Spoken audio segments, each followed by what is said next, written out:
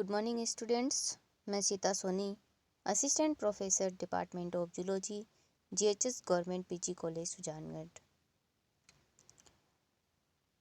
आज हम BSc part first की जो सेकेंड बुक है उसका जो चैप्टर है पेलिमोन उसको कंटिन्यू कर रहे हैं।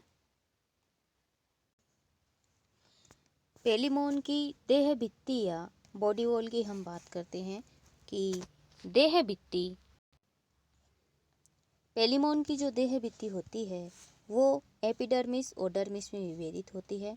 एपिडर्मिस के बाहर मोटा व दृढ़ क्यूटिकल होता है, जबकि डर्मिस में संयोजी ऊतक व रुधिर रिक्तिकाएं पाई जाती है।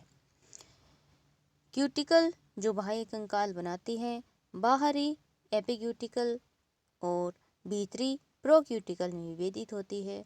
प्रोक्यूटिकल पुनः एक्सोक्यूटिकल और एंडोक्यूटिकल में विभक्त होती है। एपिक्यूटिकल भी दो स्तरों लिपोइडल स्तर और भीतरी प्रोटीन स्तर से निर्मित होती है। लिपोइडल स्तर जो है जल के लिए पारगम्य किंतु गैसों के लिए लिपोइडल स्तर जो है वो जल के लिए अपारगम्य किंतु गैसों के लिए पारगम्यता प्रदर्शित करता है। क्यूटिकल भी संपूर्णतः बाहरी रंगीन मध्य में कैल्शियम तथा भीतर की ओर अकैल्शियमी स्तर बनाता है। इस प्रकार से क्यूटिकल के भी तीन जो है वो भाग है कि बाहरी भाग जो होगा वो पिगमेंटेड होगा, मध्य में कैल्सिफाइड होगा और अंदर वाला जो होगा वो अनकैल्सिफाइड लेयर होगी। एपिडर्मिस जो है ये एक स्तरीय ग्रंथिल उपकला से निर्मित होती है और मध्य में केंद्रक वाले स्तंभी कोशिकाओं की बनी होती है। ये एक आधारी झिल्ली पर व्यवस्थित होती है और क्यूटिकल का स्रावन करती है। एपिडर्मिस के नीचे डर्मिस पाई जाती है। डर्मिस में पेशी तंतु जो है वो बिखरे हुए पाए जाते हैं और केंद्रक, रुधिर रिक्तिकाएं, तंत्रिकाएं और टैग्यूमेंटल ग्लैंड पाई जाती हैं। ढीले संयोजी ऊतक जो है इसमें व्यवस्थित होते हैं। ग्रंथियां जो है वाहिनी युक्त होकर बाहर की ओर इसके अंदर खुलती है। लोकोमोशन पेलिमोन जो है उसमें जल में प्लव पादों से ये तैरता है तथा टांगों से तली या पेंदे में चल सकता है। आगे चलते समय या तैरते समय यह अचानक पीछे चलने या तैरने की क्रिया भी झटके के साथ कर सकता है। डाइजेस्टिव सिस्टम जो पेलिमोन का जो पाचन तंत्र है इसमें आहार नाल, पाचक ग्रंथियां और पाचक क्रियाओं को सम्मिलित किया गया है। पेलिमोन की जो आहार नाल है यह फूड ट्यूब मुख से गुदा द्वार तक नलिका के रूप में होती है, जिसे तीन भागों में डिवाइड किया गया है: अग्र आहार नाल, मध्य आहार नाल, पश्च आहार नाल। फर्स्ट इज अग्र आहार नाल, इसे फोरगट या स्टोमोडियम भी कहते हैं। इसके मुख्य भाग निम्न है। मुख या माउथ जो है एक बड़ी सी अनुदैर्ध्य दरार के रूप में पाया जाता है। मुख जो है ये मध्य अधर भाग में स्थित होता है। आगे चलकर मासल लेब्रम और पीछे से दीपालित लेबियम और पार्श्व में मैंडिबल के इंसाइजर प्रवर्धों से घिरा होता है। यह भीतर मुख गुहिका में खुलता है। मुख गुहिका जो है वो अग्र पश्च भाग में संकुचित और अनियमित क्यूटिकल के कारण वलय युक्त प्रकोष्ठ होती है। इसमें मैंडिबल के मोलर प्रवर्ध आमने सामने प्रवर्धित रहते हैं। मुख गुहिका ओसोफेगस में जो कि चौड़ी, लंबवत, सीधी खड़ी होती है और ओसोफेगस जो है ये आमाशय में खुलती है। आमाशय आहार नाल का सर्वाधिक स्थान घेरने वाला भाग होता है। यह पीछे, नीचे व पार्श्व में हिपेटो पेंक्रियाज नामक पाचक ग्रंथि से घिरा होता है। इसमें दो स्पष्ट भाग पाए जाते हैं। आगे वाला थैले के समान बड़ा भाग कार्डियक आमाशय कहलाता है। पीछे का छोटा नीचे वाला भाग पाइलोरिक आमाशय कहलाता है। कार्डियक आमाशय आगे वाले आमाशय का भाग जो है जो कि क्यूटिकल के अनेक अनुदैर्ध्य वलन जिन पर सूक्ष्म शुक आच्छादित रहते हैं कार्डियक आमाशय कहलाता है। आमाशय की भित्ति में क्यूटिकल प्लेटों का पाया जाना पेलिमोन का विशिष्ट गुण है। ये निम्न प्रकार की होती है कि वृत्ताकार प्लेट कृषिका के आमाशय में खुलने वाले छिद्र के ठीक अग्र भित्ति में वृत्ताकार प्लेटें स्थित होती हैं। दूसरी प्लेट्स जो है वो है लेंसलेट प्लेट। आमाशय की छत के मध्य भाग में भित्ति में धंसी एक भालाकार प्लेट होती है जिसे लेंसवत या लेंसलेट प्लेट कहते हैं। हेस्टेड प्लेट कार्डियक आमाशय के भीतर मध्य अधरीय भाग में भाले के शीर्ष भाग के समान दिखाई देने वाली त्रिभुजाकार हेस्टेड प्लेट होती है। यह मध्य में से उभरी हुई मोटी तथा पार्श्व किनारों पर पतली होती है। इसकी ऊपरी सतह घने कोमल सुकों से ढकी रहती है। पश्च चौड़ा भाग मध्य में खांचनुमा गद्दा आकृति बनाता हुआ कार्डियोपाइलोरिक छिद्र के अग्र कपाट को निर्मित करता है। खांच प्लेटें हेस्टेड प्लेट के दोनों ओर बनी खांच प्लेटें पाई जाती हैं।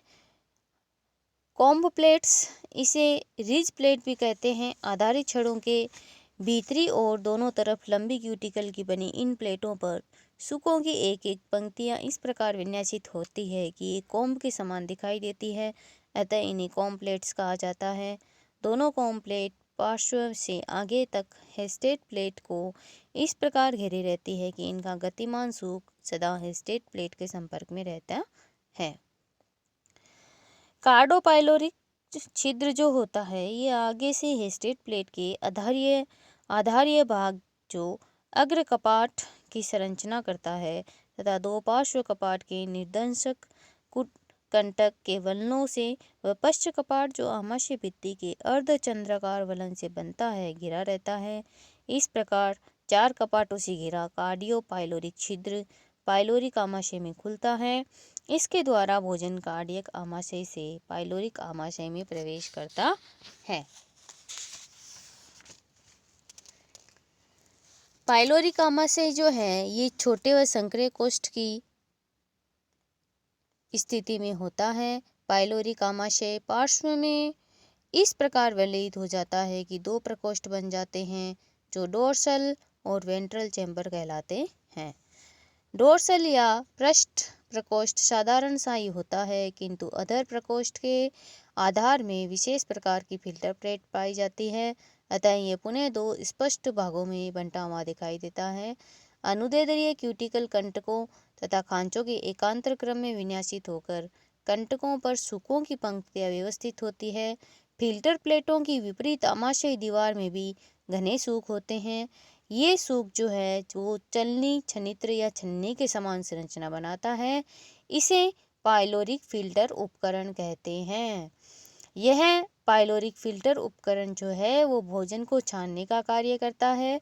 इस उपकरण के ठीक पीछे युग्मित छिद्र सूकों से ढके होते हैं जिनसे हिपेटोपेंक्रिएटिक वाहिनियां आमाशय के इस भाग में खुलती है। मध्य आहार नाल या मिडगट, यह आगे से पाइलोरिक आमाशय से जुड़ी होती है और सीधी नली के समान संरचना होती है। उदर में छठे खंड तक पृष्ठीय मध्य रेखा के कुछ नीचे अवस्थित रहती है। ये उदर की पेशियों के ऊपर मध्य खांच में व्यवस्थित होती है।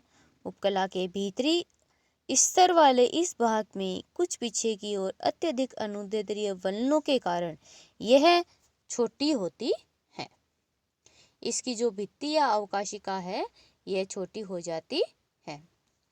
पश्च आहार नाल या हिंडगट, या आगे से मध्य आहार नाल से जुड़ी हुई पीछे से गुदा द्वार तक विस्तारित आंत्र का छोटा भाग होता है। प्रारंभ में ये फूलकर इंटेस्टाइनल बल्ब या रेक्टम बनाती हैं जिसमें भीतर अनेक अनुदैर्ध्य वलन होते हैं।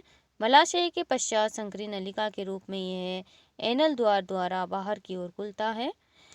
पाचक ग्रंथियां या डाइजेस्टिव ग्लैंड, पाचक ग्रंथियों के अंतर्गत पेलिमोन में हिपेटोपेंक्रियाज अत्यंत महत्वपूर्ण ग्रंथि मानी जाती है। इसे यकृत भी कहते हैं। यह दो पालियों की संघनित नारंगी रंग की ग्रंथि संरचना होती है जो हृदय व जनन ग्रंथियों के नीचे की ओर पूरी शिरोवक्ष गुहा में फैली होती है तथा यह आमाशय को अधर, पश्च और पार्श्व में घेरे रहती है। इसमें अनेकों शाखित नलिकाएं जाल के रूप में विन्यासित होकर कोशिकाओं से संपर्क बनाती है। भ्रूण के दृष्टिकोण से इसका निर्माण मध्य आहार नाल से निकले एक जोड़ी अंध प्रवर्धों के द्वारा होता है। शाखित नलिकाएं ग्रंथिल कोशिकाओं, फर्मेंट कोशिकाओं, वशीय यकृत कोशिकाओं और प्रतिस्थापी स्तंभी उपकला की आधारी कोशिकाओं के आधारीय झिल्ली में पर विन्यासित होकर होती है। छोटी छोटी नलिकाएं परस्पर मिलकर कुछ बड़ी एवं पुनः संयोजी करती हुई दो बड़ी हिपेटोपेंक्रियाटिक वाहिनियां बनाती है जो पाइलोरिक आमाशय के अंदर खुलती है। हिपेटोपेंक्रियाज छोटी आंत पैंक्रियाज व यकृत के कार्य एक साथ संपन्न करता है। छोटी आंत के समान ही है पचित भोजन का अवशोषण, पैंक्रियाज के समान पाचक एंजाइमों का श्रवण और यकृत के समान ग्लाइकोजन, वसा, कैल्शियम का भंडारण करता है। इसमें अंतः कोशिकीय पाचन के प्रमाण भी मिलते हैं। Food and feeding.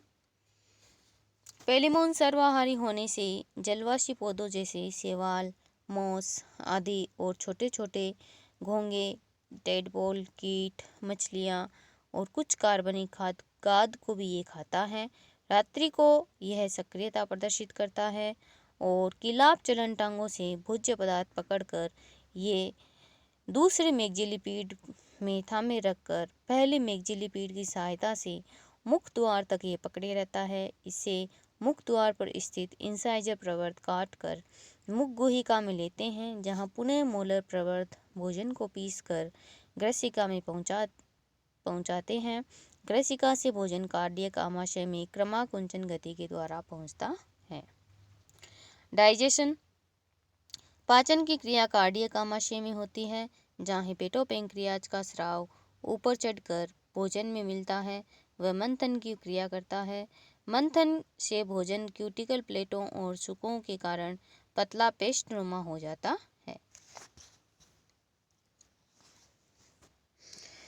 जो कंकत प्लेटों के द्वारा छाना जाकर कार्डियोपाइलोरिक द्वार से पाइलोरिक आमाशय में प्रवेश करता है। अर्ध तरल व आंशिक रूप से पचा हुआ भोजन पुनः पाइलोरिक फिल्टर प्लेट में से छनकर हिपेटोपेंक्रियाटिक वाहिनियों के माध्यम से हिपेटोपेंक्रियाज में आ जाता है और अवशोषित किया जाता है। अपचित एवं पचने के बाद बचा हुआ भोजन पाइलोरिक आमाशय के पृष्ठभाग से मध्य आहार नाल में पहुंचाया जाता है, जहां पुनः अवशोषण की क्रिया संपन्न की जाती है। इसके पश्चात शेष भाग पश्च आहार नाल में आकर जल के अवशोषण से अर्ध ठोस मल के रूप में परिवर्तित कर दिया जाता है, जिसे एनल द्वार से समय समय पर बाहर निकाल दिया जाता है। Okay students, thank you, have a good day.